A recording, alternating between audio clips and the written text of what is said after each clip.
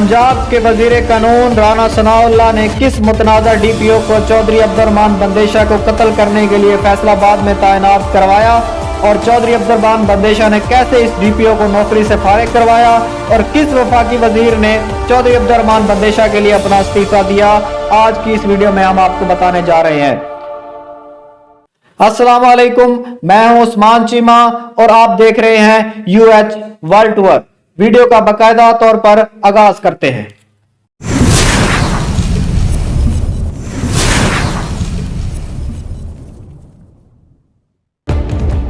शहबाज शरीफ और फैसलाबाद की ब्यूरोक्रेसी को ये बात बहुत नागवार गुजरी कि फैसलाबाद का एक बंदा हमसे कंट्रोल नहीं हो रहा, जिसके नतीजे में मुस्लिम लीग की क़यादत और राना सनाउल्लाह ने चौधरी अब्दुर्रहमान बंदेशा को जाली पुलिस मुकाबले में कत्ल करवाने का प्लान बनाया।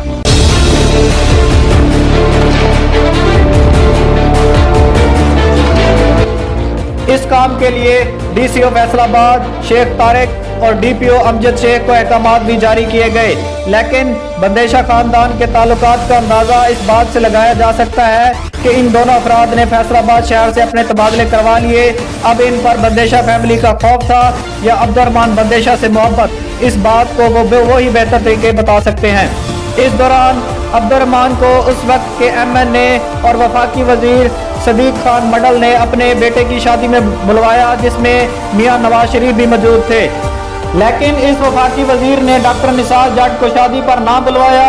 इस वाक़े पर कैबिनेट की मीटिंग में भी हंगामा हुआ था, जिसमें बहुत से वफाकी वजीरों ने सदीक खान के साथ तल्ख कलामी की। जो इस वाक़े का जिक्र नवाज शरीफ को हुआ तो नवाज शरीफ ने सदीक खान को बुलवाकर इसकी खूब डांट डपट की, जिसकी वजह से सदीक खान ने उस वक्त ये कहकर नवाज शरीफ को अपना इस्तीफा लिख दिया कि बंदेशा खानदान के मुझ पर बहुत से एहसानात हैं।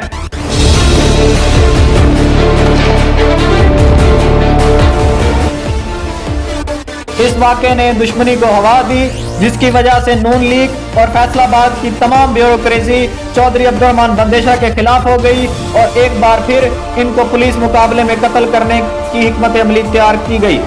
इस वक्त राना सनाउल्लाह सूबाई वजीर कानून था, जिसने पंजाब की तारीख के सबसे मुतनाज़ा डीपीओ अनवर सलीम को फैसलाबाद में तैनात करवाया। ये बंदा राना सनाउल्लाह के खास बंदों में से एक था।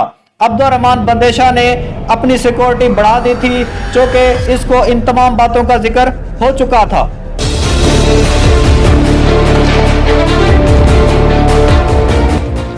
कहा जाता है कि बंदेशा खानदान के ताल्लुकात बहुत से अहम ब्यूरोक्रेट्स के साथ भी थे, जो अब भी कायम हैं। डीपीओ अनवर सलीम ने चौधरी अब्दुर्रहमान के डेरे पर पुलिस की रेड करवाई, जिसमें पुलिस के दर्जनों अफसरों ने हिस्सा लिया। कहा जाता है कि इस रेड के बाद बंदेशा खानदान ने पूरे फैसलाबाद की ब्यूरोक्रेसी को हिलाकर रख दिया था। जिस वक्त पुलिस ने अब्दुर्रहमान के डेरे पर रेड की तो उस वक्त सईद जट के गहरे दोस्त जमाल बिन हमजा चौधरी अब्दुर्रहमान के पास इसके बाप की कब्र पर फातिहा करने आए थे। शेख जमाल बिन हमजा दुबई के बहुत बड़े बिजनेसमैन हैं और हमारी इतलात के मुताबिक नवाज शरीफ ने अकामे भी इसी शेख जमाल बिन हमजा की कंपनी से लिए हुए थे। इस अरबी ने मौके पर ही मियां नवाज शरीफ को फोन किया और नवाज शरीफ से सख्त तल्ख कलामी की।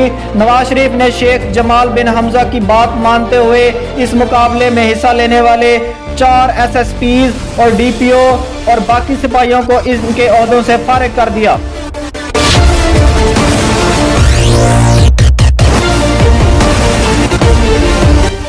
इस तरह चौधरी अब्दुर्रहमान बंदेशा की गूंज हुकूमती ऐवानों में भी सुनाई दी गई।